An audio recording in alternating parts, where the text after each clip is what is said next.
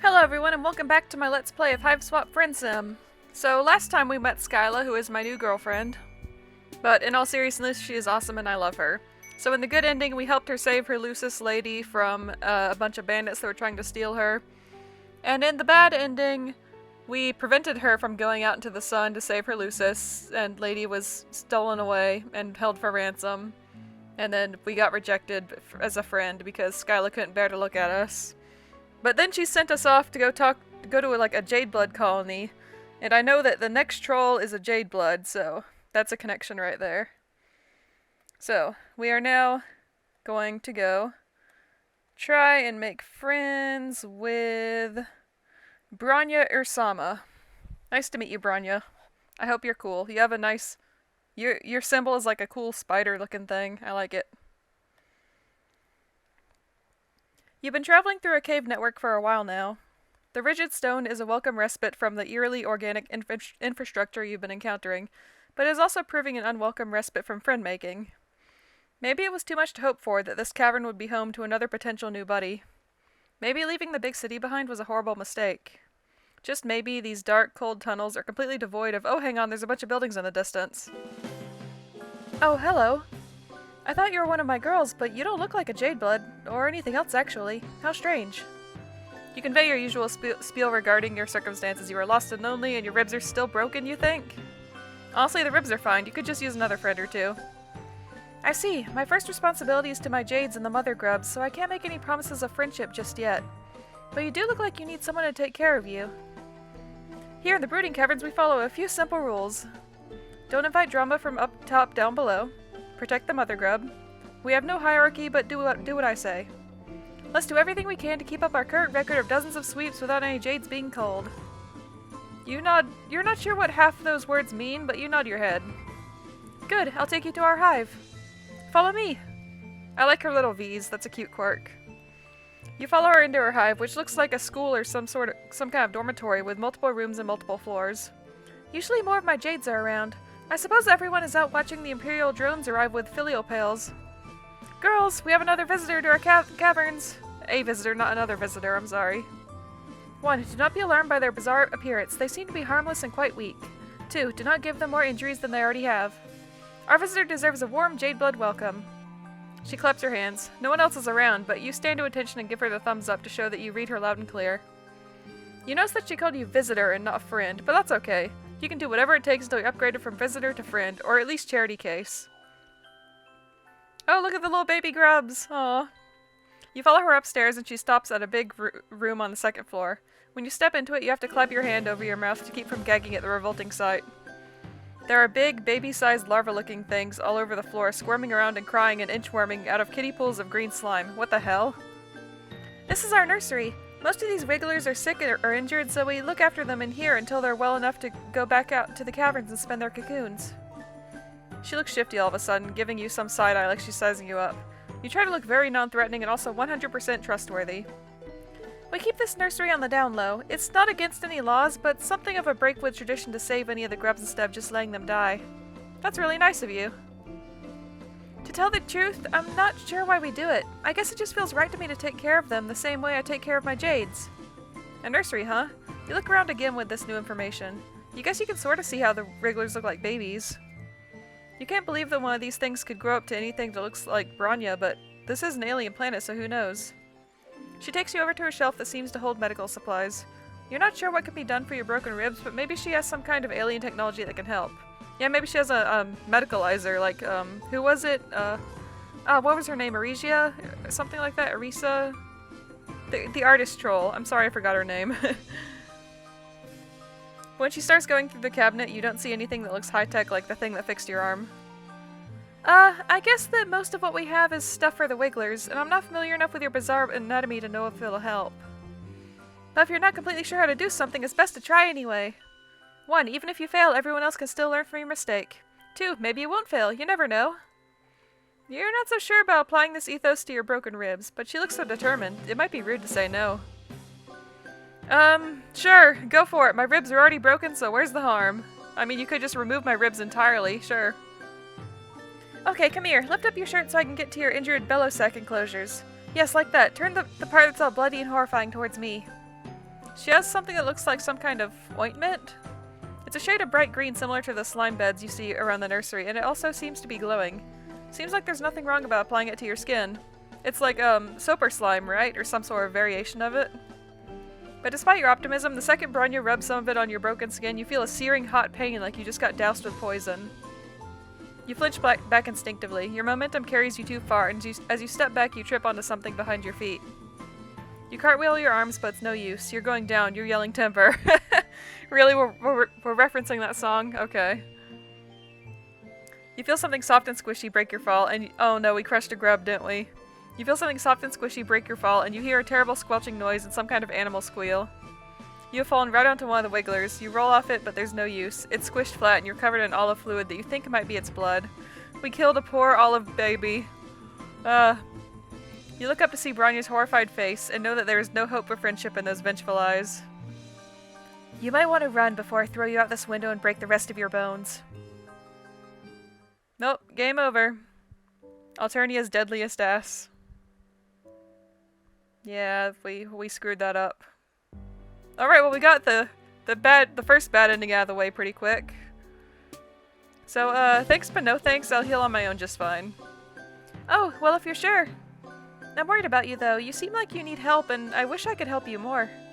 If I can't take care of someone, I'm not sure how we can ever truly be friends. You try to cheer her up, pointing out that friendship is a two-way street after all. She doesn't have to concern herself with your mutilated frame. How can you help her instead? Well, sure there are things around here that I could use some assistance with.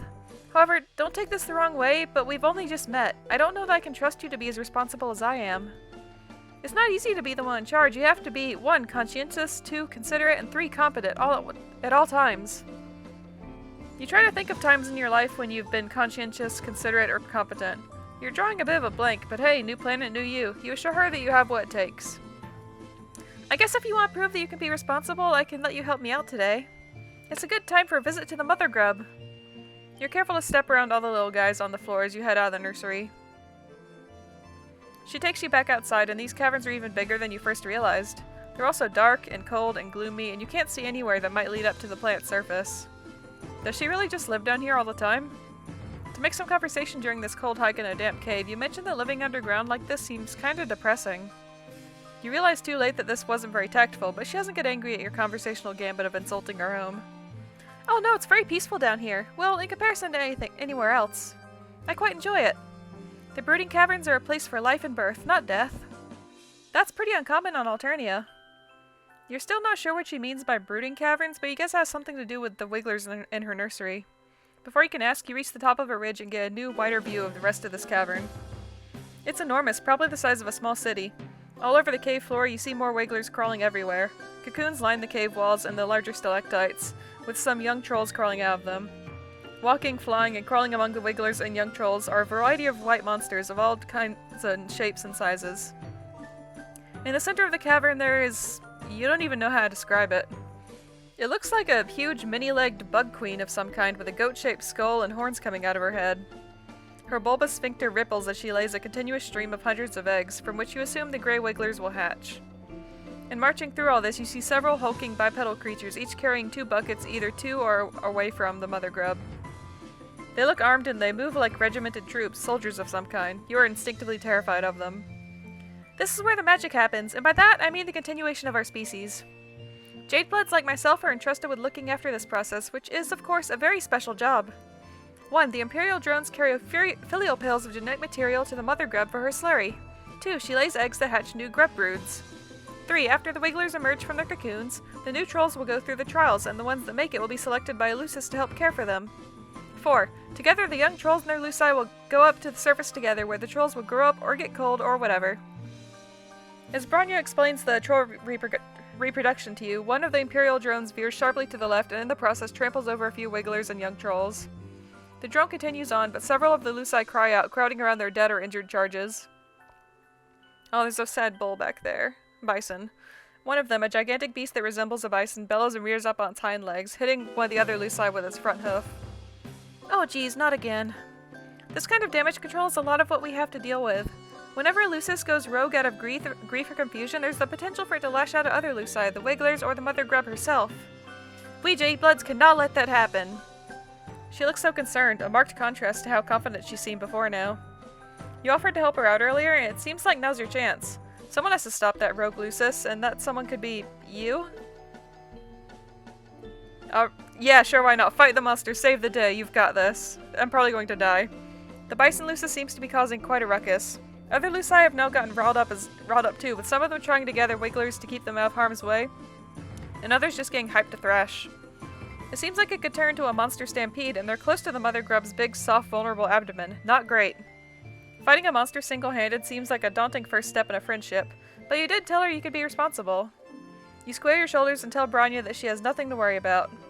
You're going to stop that Lucis, calm down all the other Luci, and protect the mother grub, all without breaking a sweat, and hopefully without breaking any more bones either. Well there, I was going to suggest that I go after it while you stay here. You seem kinda weak and fragile, even apart from your injuries, I mean. I don't want you to get hurt worse, and I'm not sure I trust anyone other than myself to take the lead on this. That wasn't quite the reaction you were hoping for. Normally you would be all about sitting back and letting her protect you because, well, protective and responsible is a good look on her. But desperate times call for desperate measures, and you don't know how else you're going to prove yourself worthy to to be her friend. You do your best to project an air of confidence, or at least competence. You assure her that this is no sweat for you. You take down raging bison back on your home planet all the time. You're known for it, actually. Well, if you say that this isn't your first ungulate roping gallop exhibition, I'll believe you. I'll hang back to let you give it a shot. There's no way this can end well. But if it gets too overwhelming in there, I'm right here. 1. Caring for the mother grub is my responsibility as a Jade Blood. 2. I'd never abandon a friend with a mess on their own. If we end up as friends, that is. Oh hell yes, now I have a reason to hope. Hello, Bison. You approach the rampaging bison with caution. Do all bisons have horns like that? Maybe they do. You're no bison expert. But you're pretty sure they don't all have teeth that nasty. Bison on Earth mostly eat grass, don't they? This guy doesn't look like a herbivore. At first you try to calm the Lucis down by talking to it, but your soothing words have no effect. In fact, you might have just made it even angrier by suggesting that pause and take some deep breaths in reaction to his trampled charge. You're not even sure it can understand human speech, to come to think of it. You circle around it, wishing you had some kind of lasso or something. Maybe you can herd it away from the mother grub. You look around to see if any of these other Luci look vaguely like Earth Shepherd dogs, but no dice. You hesitate too long and the Lucis turns away, its furious eyes falling on the mother grub. It stamps its hooves and snorts air out of its nostrils and screams in a way that sounds a lot more hellish than you imagine normal bison are capable of. It's obviously about to charge. You can only think of one thing to do, jump in front of it. In desperation, you leap forward and tackle it football style, doing everything you can with your flimsy human body to drag it onto its side. It half works. You plow into the Lucis and stop it in its tracks, but it topples over onto a nest of wigglers, taking you down with it. Wigglers and young trolls go bouncing everywhere, squealing in distress, and their Luci descend upon you in a rage. Everything is chaos for a while. You're trapped beneath the bison Lucis, which is very worrying for all your body parts, and you think you might feel something important rupturing inside you. But hey, on the bright side, this crushing mass is protecting you from all the other pissed-off Luci trying to attack you. Just as your whole breathing situation is starting to get dicey, you hear a commotion and what sounds possibly the trouncing of some of the smaller Luci that were trying to get to you. The crowd of beasts around you scatters, and then you hear her. Oof, I'm having a hard time getting this thing off of you. And he's still very angry and he keeps trying to kick me. Where's a bronze blood when you need one? You don't know what that means, but you're very grateful that she's here to help you. You try to communicate this, but it comes out garbled from all the blood in your mouth. Maybe don't try to speak, or move, or help. You experience a sinking feeling that could be related to your diminishing odds of impressing Bronya and becoming our friend, or it could be the compression of all your internal organs. Either way, it's tough to feel optimistic right now. But before you can give in to complete despair, you hear other voices. Your view is blocked by the mess of bison flesh on top of you, but could it be? Are these other people here to save you? Finally, I was wondering where you all had gone off to. Let's all work together, girls. 1. You two grab his horns to keep the head steady and keep it from biting anyone. 2. The rest of you come around with me to its backside so we can push it without getting kicked. You hear some grunting and muttering and the bison starts making noises that sound more confused and less furious. The pressure and pain on your chest briefly spike in intensity as the thing's weight shifts, and then they must succeed in dragging it off you because you can suddenly breathe again. But the crisis is not yet over. While you're still testing the use of your lungs and blinking up at the cavern ceiling, you hear a new cacophony of enraged monster noises. Uh-oh, the other Luci are still agitated. Get down there and try to calm them down. Protect the mother grub! You try to lift yourself to see what's going on, but putting any weight on your arms makes you feel like maybe all your bones got turned to confetti. Painful, painful confetti. You feel strong hands propping you up gently, and now your head is in Bronya's lap. You try to focus more on how this is a nice place for your head to be, and less on the pain. This is not good. I don't know if my jades can reach the stampede in time, and the mother grub could get injured. Not to mention all these wigglers in danger. Hell no. You didn't think the situation could get any worse, but now you see that several of the Imperial drones that had been about to leave the cavern are turning back, drawn by all the noise and chaos. But maybe this could be a good thing? Maybe they can instill some order? Fuck! They're going to kill everyone! She scrambles to her feet, and in the process letting her head whack down on the cave floor. Your vision swims, but you can still make out the drones firing indiscriminately. At the Luci, at the grubs and wigglers, and at the jade bloods. One laser beam skims the side of the mother grub's massive midsection, and her scream is so loud that the ceiling shakes and a few stalactites shake loose, falling on drones and Luci and wigglers alike. It's a total catastrophe. A whole rainbow's worth of troll, wiggler, and Lucis blood is splattering on the cavern walls. Bronya seems paralyzed by the chaos, looking from her jades to the mother grub to the imperiled wigglers like she's not sure who to help first. I can't believe it. This is the worst disaster we've ever had down here. And all because I thought I could sit back and let someone else be responsible for once. If I were a less secure person, I could let this moment plant a seed of self-doubt in my mind about my ability to take care of others and do my job well.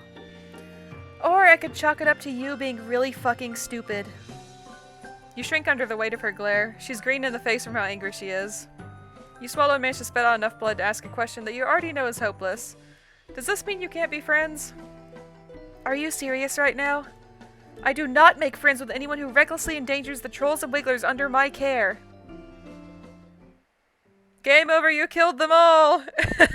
Oh, that's great. Okay, that means, well, we only have the good ending from here.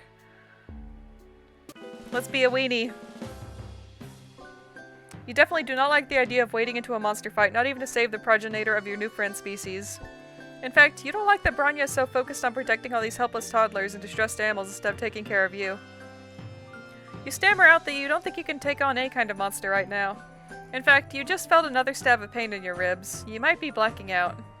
Bronya's concerned face turns in your direction as you start to swoon. She catches you before you hit the ground and your heart flutters.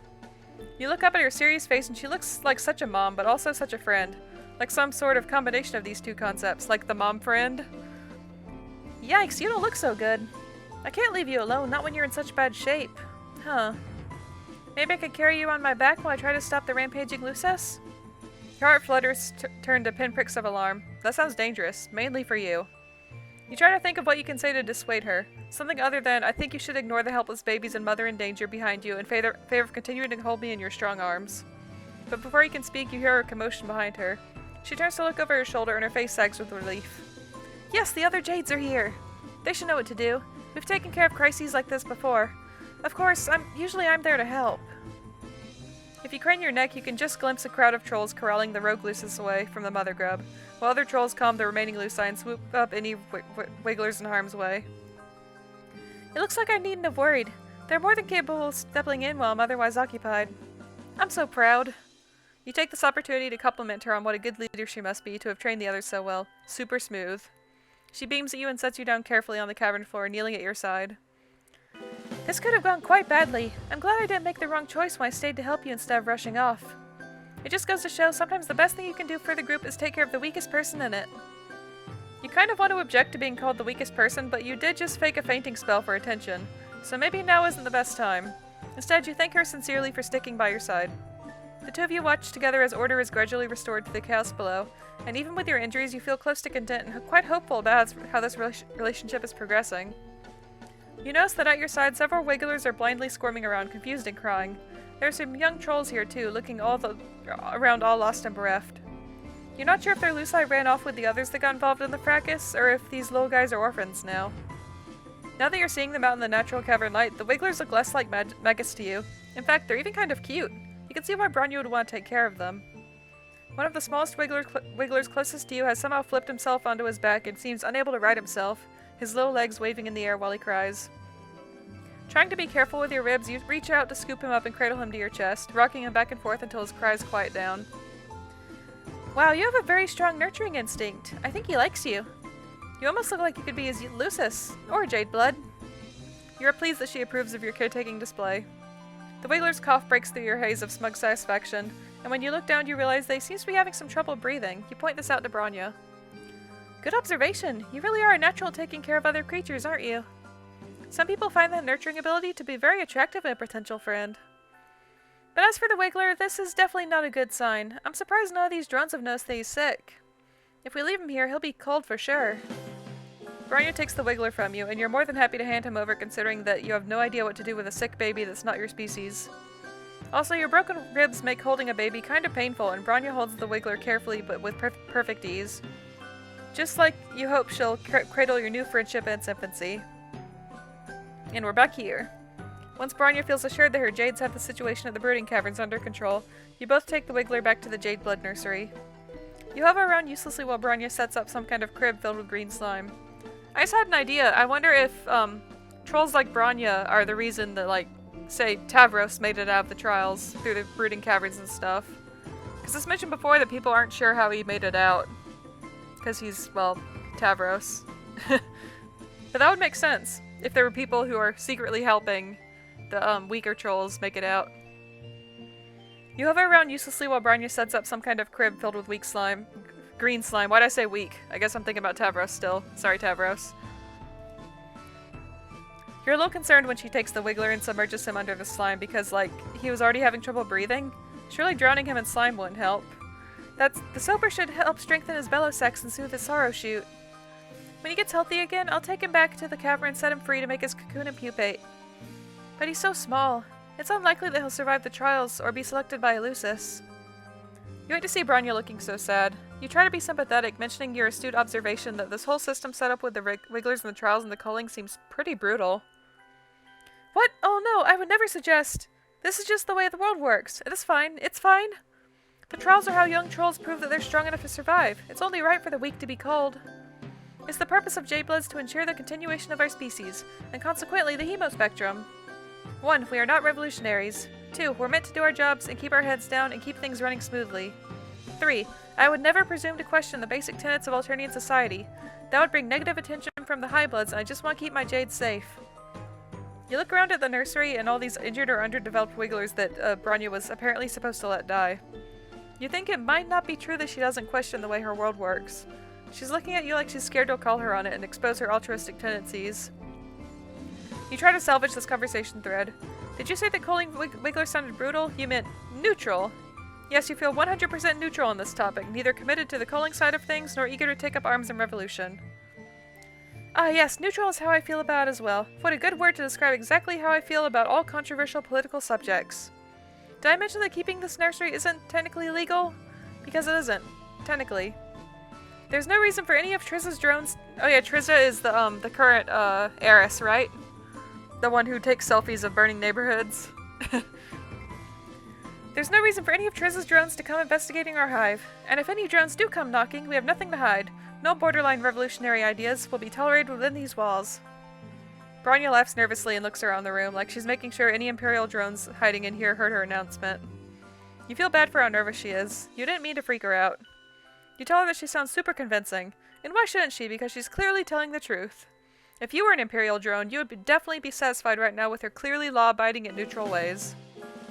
Thank you. That means a lot. You cast about for something to change the subject and mention that your ribs are feeling a bit better. Bronya's face brightens and she lifts up your arm gently so she can touch the injured part of your torso, examining it in her typically responsible and authoritative way. You shiver and wonder if her touch has healing properties. No, you just find her attractive. I'm glad to hear that. After all, I don't like it when my friends suffer. We're friends! Your heart leaps. You look up, scarcely allowing yourself to help. Could it be? Or was she just making a general statement? If you're not in any more pain, hopefully that means your injuries will heal soon. I'll take care of you until then, my friend. You are overcome, your eyes filled with tears. Bronya smiles at you and squeezes your hand. Victory! Self-care comes first. Let's bask in this troll disease called friendship. That was cool. I like Bronya. She's a good bean. So she's basically leading a somewhat subversive group of Jade Bloods that take care of weak or sick Wigglers to try and give them a better chance at surviving, which is not technically allowed, but She's doing a good job, I think. I like her. Anyway, thanks. Wait, no, we're not done yet. I almost forgot. Self-care. You took care of the weakest link. Awesome. Alright. Now, thanks for watching. I hope you have a great day, and I'll see you next time. Bye!